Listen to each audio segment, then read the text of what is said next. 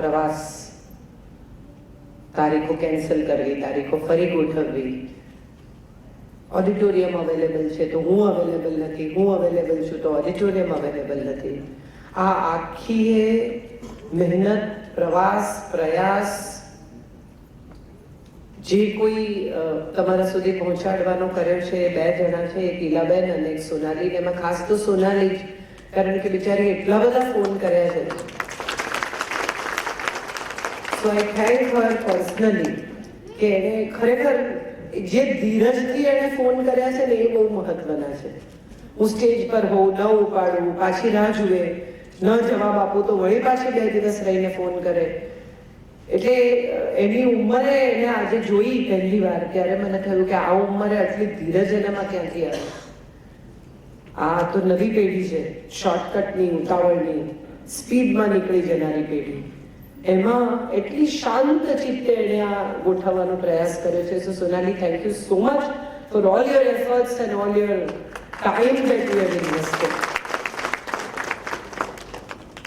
પોરબંદર પહેલી વાર આ જ ઓડિટોરિયમ પર આવેલી, રાજુભાઈ બોલાવેલી, અને ફર્સ્ટ ટાઈમ એ દિવસે હું પોરબંદર આવેલી આ જ ઓડિટોરિયમમાં, આ જ જગ્યાએ. અને ફરી આજે અહીંયા જ ઊભી છું. કેટલા બધા વર્ષો પછી ફરી આ ઓડિટોરિયમમાં આવવાનું થયું છે.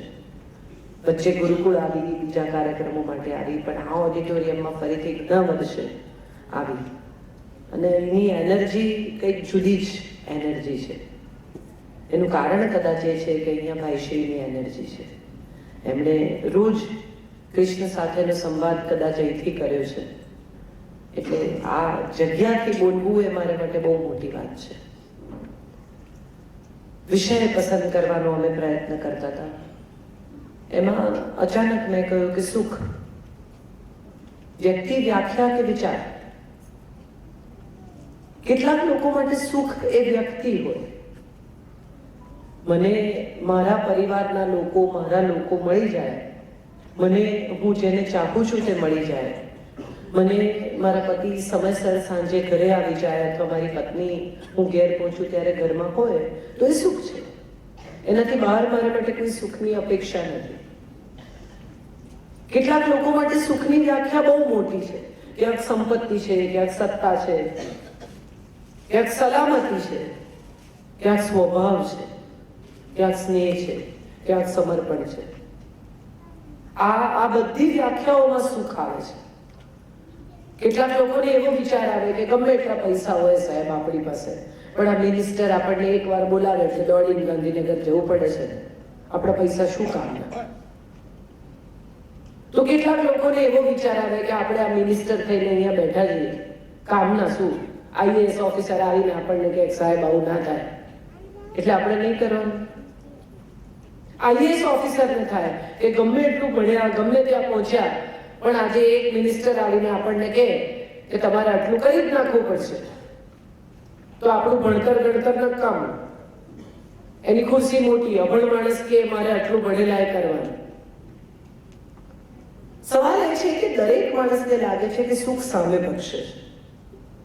ગમે તેટલો અભ્યાસ કરો એ પછી તમને એક વાત સમજાય કે કદી માણસને પોતાના જીવનમાં, પોતાની જગ્યાએ, પોતાની આસપાસ સુખ દેખાતું નથી. એક ઉંદરડો હતો, એ બિચારો એટલો કંટાળે, રોજ અહીંથી અહીંયા બગાડે, અહીંથી અહીંયા બગાડે, કોઈ પાંજરા મૂકે. એટલે ઉંદરે કહ્યું કે યાર મને તમે થોડો શક્તિશાળી બનાવો. તો ભગવાને કહ્યું તારે શું બનવું છે?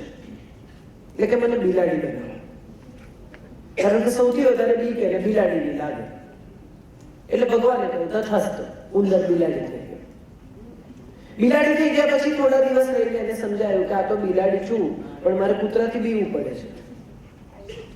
એટલે વળી ભગવાનને યાદ કર્યા, વળી ભગવાન હાજર થયા અને ભગવાનને કહ્યું શું જોઈએ ભાઈ? તો કે હવે મને કૂતરો બનાવો, બિલાડીમાં તો મને બીક લાગે છે. કૂતરો થયો તો એને જોયું કે આ કૂતરો થયા પછી મારે એક પ્રોબ્લેમ છે કે ગામના લોકો લાકડીઓ મારે છે. એટલે એને કહ્યું કે આ કૂતરો એ નહીં, બિલાડી એ નહીં, તમે મને જંગલમાં સિંહ બનાવો. સિંહ થઈ ગયો. સિંહ થયો પછી રિયલાઇઝ થયું કે શિકારી છે યાર, એનાથી મારે બીવું પડે. એટલે કે મને શિકારી બનાવો. શિકારી થયો તો ખબર પડી કે આ શિકારી તો પહાડ પર ચડી નથી શકતો, તો મને પહાડ બનાવો. પહાડ થયો તો ખબર પડી કે પહાડ તો સૂરજની આડે ટંકાઈ જાય છે, સૂરજ તો પહાડને ગાંઠતો જ નથી, ઉપર આવે છે, તો મને સૂરજ બનાવો. સૂરજ બન્યો તો ખબર પડી કે વાદળ સૂરજને ઢાંકી દે છે, કે મને વાદળ બનાવો. વાદળ બનાવ્યો તો ખબર પડી કે વાદળમાંથી તો વરસાદ વરસી જાય છે અને જમીન પર જ પડે છે, તો કે મને વરસાદ બનાવો. વરસાદ બન્યો, જમીન પર પડ્યો. જમીન પર પડ્યો ખોવાઈ ગયો તો મને જમીન બનાવો. જમીન બન્યો તો એક દિવસ એને જોયું કે ઉંદરનો જમીન ખોદીને પેલી બાજુ બહાર નીકળ્યો. એટલે એને કહ્યું મને પાછો ઉંદર બનાવો ભાઈ. હતો ત્યાં ઠીક હતો. આટલો પ્રવાસ કરી અને બન્યો જે હતો તે. ઇવાન ઓસોકિન્સ વન્ડરફુલ લાઈફ નામનું એક પુસ્તક છે. એમાં ઇવાન ઓસોકિન નામનો એક માણસ એક જાદુગરને મળે છે. એ 24 વર્ષનો છે. જાદુગર જાત જાતના જાદુ કરે છે, સુખ બતાવે છે, જાત જાતની ઇલ્યુઝન કલ્પનાઓ ઊભી કરે છે. ઇવાન ઓસોકિન કહે છે કે આ તો બધું મારા ભાઈ બરાબર, પણ મારી જિંદગી તો પતી ગઈ ને, હવે 24 વર્ષે તું મારી શું મદદ કરીશ? એટલે જાદુગર કહે છે તારે શું જોઈએ છે? ઇવાન ઓસોકિન કહે છે કે મને 12 વર્ષનો કર, મારી જિંદગીમાં ગોટાળો ત્યાંથી શરૂ થયો. જાદુગરે કહ્યું કઈ વાંધો નહીં. એને 12 વર્ષનો બનાવે છે અને એની 12 વર્ષથી 24 વર્ષની જિંદગી ફરી જીવવાની તક આપે છે. ઇવાન ઓસોકિન 12 વર્ષથી 24 વર્ષની જિંદગી ફરી જીવે છે અને 24 વર્ષે ફરી જાદુગર સામે ઊભો હોય છે અને કહેતો હોય છે કે હું 24 વર્ષનો છું, મારી જિંદગી બરબાદ થઈ ગઈ.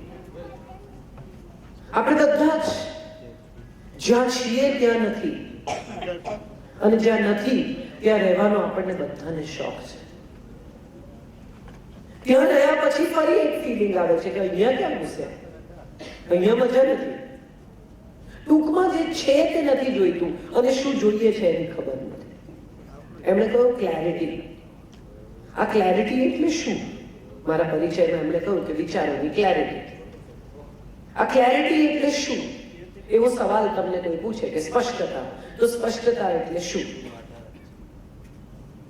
આનો સાદો દાખલો જો તમારે સ્પષ્ટતાનો જોઈતો હોય તો એનો સૌથી સરળ અને સૌથી સીધો દાખલો એ છે કે મહાત્મા ગાંધી હાથમાં પેન ખોલીને પૂછે છે કે ભગતસિંહનું કંઈ થઈ શકશે? અંગ્રેજ સરકાર એમ કહે છે કે એને અમારા 3 ઓફિસરને મારી નાખ્યા છે, વી કાન્ટ હેલ્પ યુ. અને ગાંધીજી કરાર પર સહી કરે છે. સહી કરવાની તૈયારી સાથે જ આ પ્રશ્ન પૂછે છે કે ના પાડશે તો હું સહી તો કરવાનો જ છું, પણ જો હા પાડે તો શક્ય છે કે હું ભગતસિંહની કોઈ મદદ કરી શકું. ક્લેરિટી એ છે કે ભગતસિંહ એવું નક્કી કરે છે કે મારે આ દેશની આઝાદીને ગાંધીજીના રસ્તે નથી જોઈતી. આ એવી ભૂમિ છે કે જ્યાં એક એવો માણસ જન્મ્યો કે જેની પાસે વિચારોની એવી ક્લેરિટી હતી સાહેબ, કે જેણે આખા દેશને પોતાની પાછળ પાગલ કર્યો. આજે આપણે ગાંધીના નામે કંઈ પણ ચલાવીએ, આ દેશમાં જે પણ બહારથી આવે, પરદેશી આવે કે એનઆરઆઈ આવે, એ આપણા દેશના કયા નેતાને સૌથી પહેલા મળે? કયા નેતા સાથે એનો પહેલો પરિચય થાય? પરદેશીનો, વિદેશીનો, કોઈ પણ માણસ. કેમ ગાંધીજી સાથે? કારણ કે કરન્સી બદલાવે સાહેબ. એ જેવી નોટો બદલાવે ને એવો સૌથી પહેલો ચહેરો એ ગાંધીનો જુએ. અને જે માણસે આખી જિંદગી ભ્રષ્ટાચારનો વિરોધ કર્યો, જે માણસે આખી જિંદગી દારૂબંધી વિશે આ દેશને જાગૃત કરવાનો પ્રયત્ન કર્યો, આ દેશે આખી જિંદગી જેણે એમ કહ્યું કે ભાઈ આ સાધન શુદ્ધિ તો હોવી જ જોઈએ, એ માણસનો ફોટો છાપેલી નોટો આપણે પ્રેમથી કરપ્શનમાં વાપરીએ છીએ. પોલીસ આપણને પકડે તો આપણે જે 100ની નોટ પોલીસને પકડાવીએ છીએ, જે 500ની નોટ આપણે પકડાવીએ છીએ, એના પર ગાંધીનો ફોટો હોય છે. ભ્રષ્ટાચાર કરવા માટે આપણે એ માણસનો ફોટો વાપરીએ છીએ જેણે આખી જિંદગી ભ્રષ્ટાચારનો વિરોધ કર્યો. સંગ્રહ કરવા માટે આપણે એ માણસનો ફોટો વાપરીએ છીએ કે જેણે આખી જિંદગી અપરિગ્રહની વાત કરી. આપણે બધા જ ક્યાંક ને ક્યાંક કશેક ને કશેક સુખ શોધવા નીકળ્યા છે. અને આ બધાની સાથે છે, મારી સાથે છે, તમારી સાથે છે એવું નથી. નાનકડું છોકરું હોય ને એને સુખ તો જોઈએ જ છે. એનું ડાયપર ભીનું થાય તો રડી રડીને લોહી પી જાય. એનો અર્થ એમ થયો કે એને બીના ડાયપરમાં કમ્ફર્ટ નથી. આપણે બધા કમ્ફર્ટ બ્લેન્કેટના માણસો છીએ.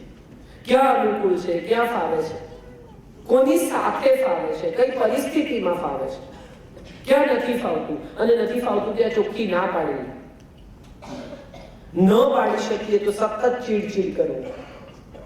એવા કેટલા બધા લોકો છે જેને હું ઓળખું છું કે જેને ઘરે મહેમાનો આવે એટલે બિલકુલ ગમતા ન હોય મહેમાનો, તોય હસી હસીને સ્વાગત, અરે એમ કંઈ હોય જમ્યા વગર તે જવાય. અને એના ગયા પછી જે એનો ગુસ્સો ફાટે, પણ તું ન કોને એક વાર કહીને વાત છોડી દો. તો અતિ આગ્રહ કરી બીજાની સામે સારા થવું, બીજાનું એવું સર્ટિફિકેટ લેવું કે આ તો બહુ ભલા, બહુ સારા, બહુ પ્રેમાળ, બહુ સારા હોસ્ટ. પણ આ બધું કર્યા પછી તમારી ભીતર અણગમો, તમારી ભીતર ગુસ્સો, તમારી ભીતર તિરસ્કાર, તો સુખ ક્યાં? બીજાનું સર્ટિફિકેટ એ સુખ કે મારી ભીતરનું કમ્ફર્ટ એ સુખ? આપણે નક્કી કરવા. આપણો પ્રોબ્લેમ એ છે કે આપણે બાકીના લોકોના અપ્રુવલ પર આખી જિંદગી કાઢી નાખીએ છીએ. બાજુવાળા એમ કે તમે સારા તો તમે સારા, સગા એમ કે બહુ ભલા તો તમે ભલા, કોઈ એમ કે બેન તમે બહુ રૂપાળા તો તમે રૂપાળા. તમે તમારા અરીસામાં જોઈને તમારા વિશે કોઈ નિર્ણય ક્યારેય કરી શકતા નથી.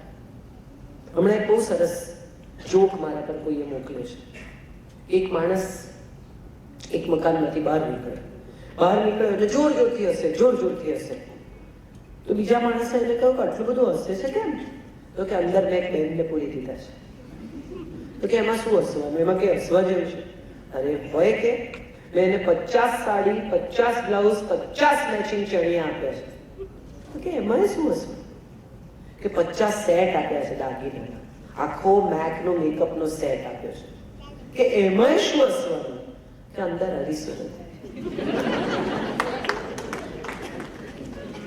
કરશે શું? આપણે બધા અરીસાના મોહતાજ છીએ. આપણે બધાને લાગે છે કે અરીસા વિના આપણે અધૂરા છીએ.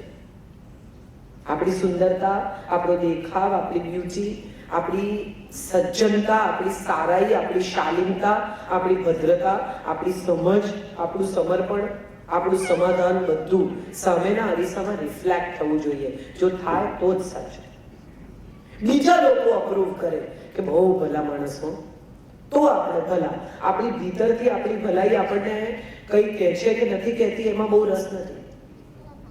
એક પતિને એના મિત્રએ કહ્યું કે સાહેબ ભાભી લાખ રૂપિયાના માણસો, એટલે તરત જ એને કહ્યું કે મારે 50માં કાઢવાના છે. કોઈ હોય તો કહેજે.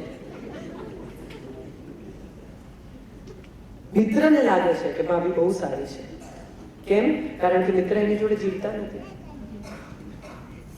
આપણે જે ઐશ્વર્યા રાયને જોઈએ છે ને, એ ઐશ્વર્યા રાય ફૂલ મેકઅપ કરેલી મિકી કોન્ટ્રાક્ટરના કોસ્મેટિક્સમાં એની હેરસ્ટાઈલ કોઈએ કરી છે, એના કપડા મનીષ મલ્હોત્રાએ કર્યા છે, એને છેલ્લી ઘડીએ ઇસ્ત્રી કરીને ટાઈટ કપડા પહેરી લીધા છે.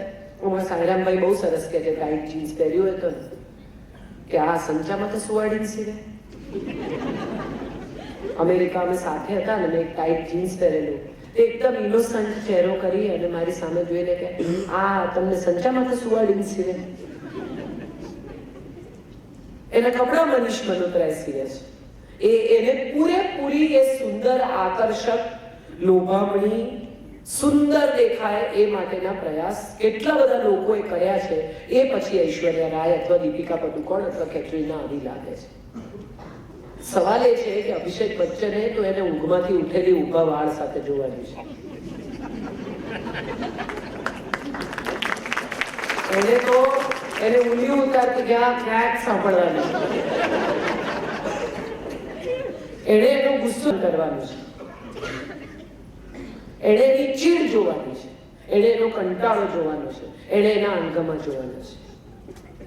અને આ ચીડ, આ કંટાળો, આ અણગમો, આ બદસુરતી જો તમે સહી શકો તો જ એક સંબંધ નભે.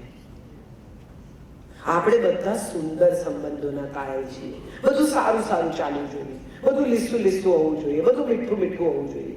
આમાં ક્યાંય કશે સહેજ પણ કડવાશ, અણગમો, ગુસ્સો, તિરસ્કાર, કોઈ પણ પ્રકારની એવી કોઈ ક્વેશ્ચન માર્ક આવવો ન જોઈએ.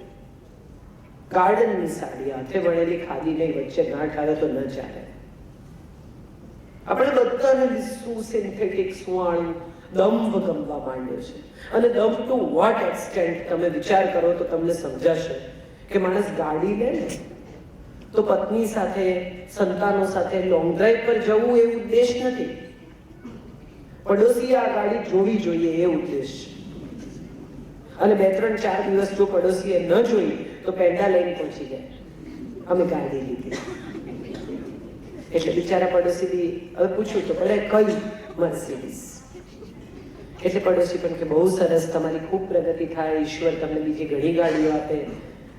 બહાર નીકળે ને જેવા પેંડા આપીને એટલે કે જોયું એનું મોઢું કેવું પડી ગયું.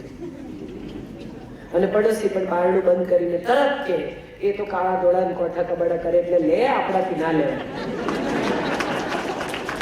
બેમાંથી કયો માણસ એકબીજાની સાથે સાચું બોલે છે? બેમાંથી કયો માણસ એકબીજાની સાથે ભલાઈથી, પ્રેમથી, વાલથી, સાચી ઓનેસ્ટીથી વર્તે છે? કોઈ નહીં.